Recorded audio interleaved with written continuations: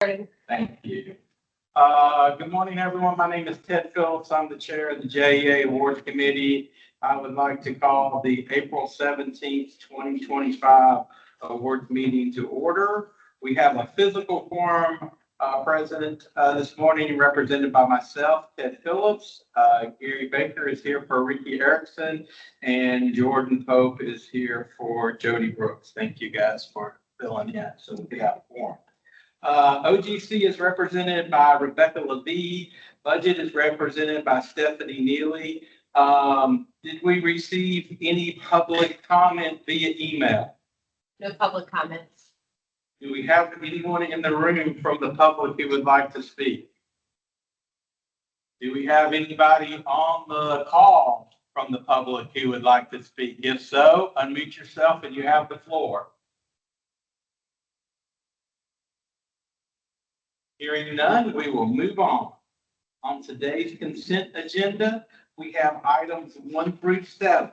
They have been approved by procurement, budget, OGC, legal, the business unit VP and chief, and are ready for the awards committee approval. Before taking a vote on the consent agenda, would anyone like to move any of the items on the consent agenda to the regular agenda or defer to another week? Hearing none, can I get a motion to adopt today's consent agenda? Second. So that was Jordan with the motion, Gary with the second. All those in favor say aye. Aye. Any opposed? Hearing none, the motion is adopted. On today's regular agenda, we have 2 items. So item number 1 is a contract increase for commercial backflow preventer testing services. I asked if maybe somebody from the business could explain how this program works, because I wasn't 100% sure how it works. Yes, sir. Zach Waldron, JEA Manager of Pollution Prevention. I've got with me my Associate Manager, Matt Harris, and Dave Kaplan, our Senior Scientist. Dave would be happy to explain how the program operates. Sure. Which part would you like to hear? There's several. Basically, we regulate backflow. We are tasked by the state through DEP to make sure that any water that's passed into a customer's water system does not come back into the drinking water. That is done by backflow preventers. Backflow preventers need to be tested annually for commercial services, biannually for residential services. This contract is for residential. This is commercial. This is for the commercial testing program that we have set up. We have vendors. We have it's 1 vendor or 2. We have 1 commercial vendor that we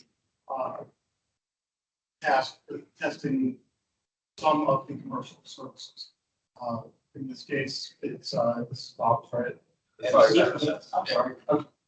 No fault. In this case, it's fire sprinkler services. As far as the needing the increase, I'm going to hand that off to that.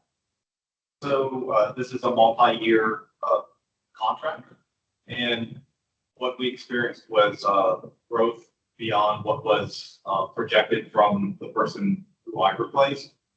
And due to that growth and then other additional costs, we ended up not being able to meet our requirements of that for that contract.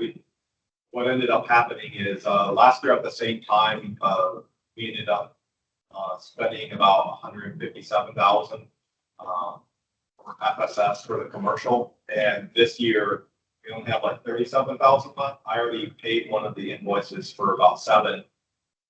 We've made several efficiencies to prevent this from happening again, and we expect the invoicing to be lower from 2024.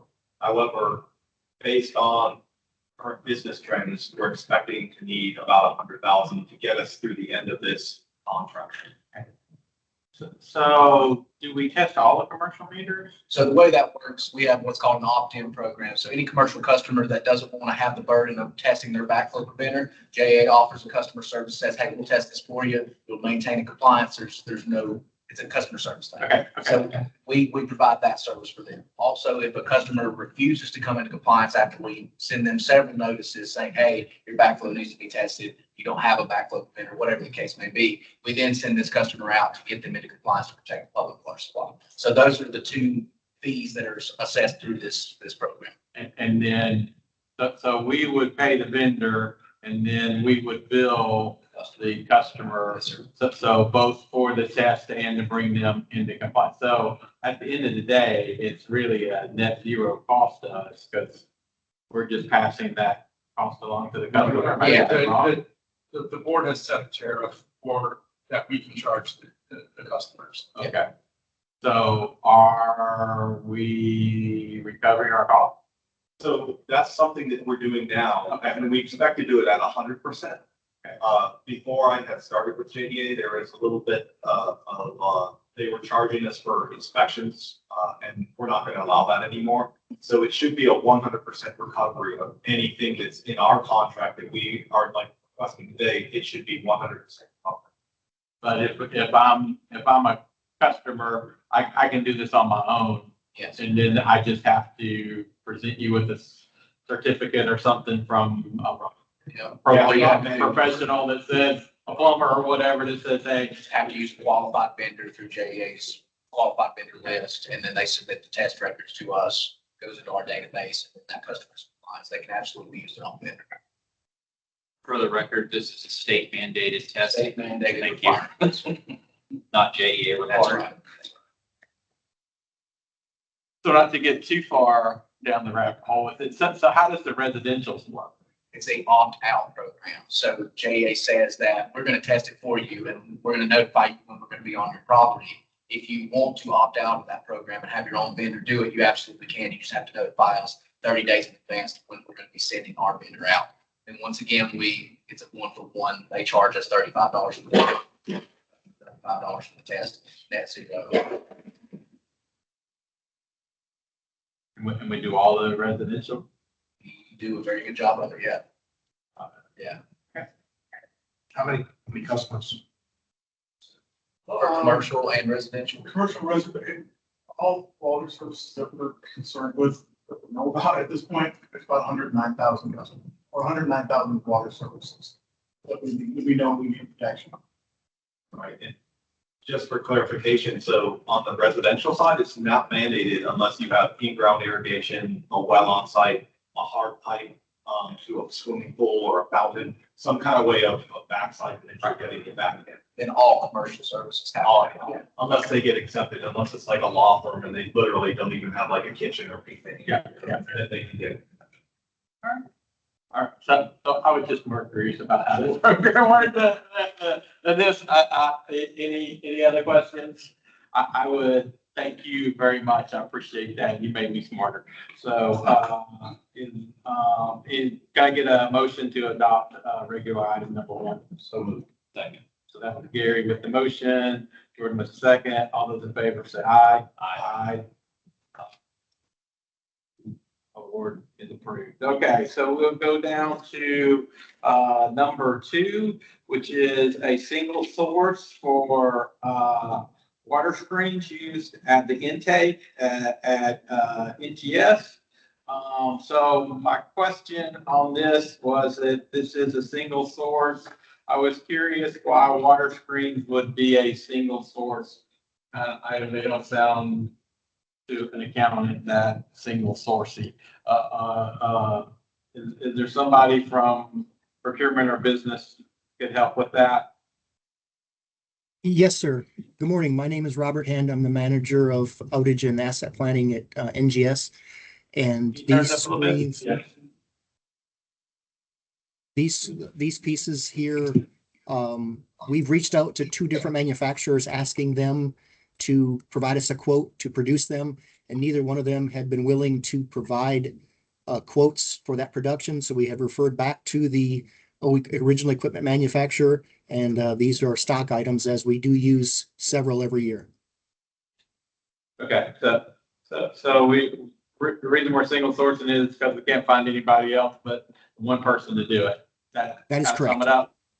Yes, Okay. sir. All right, are there any other questions on item number 2?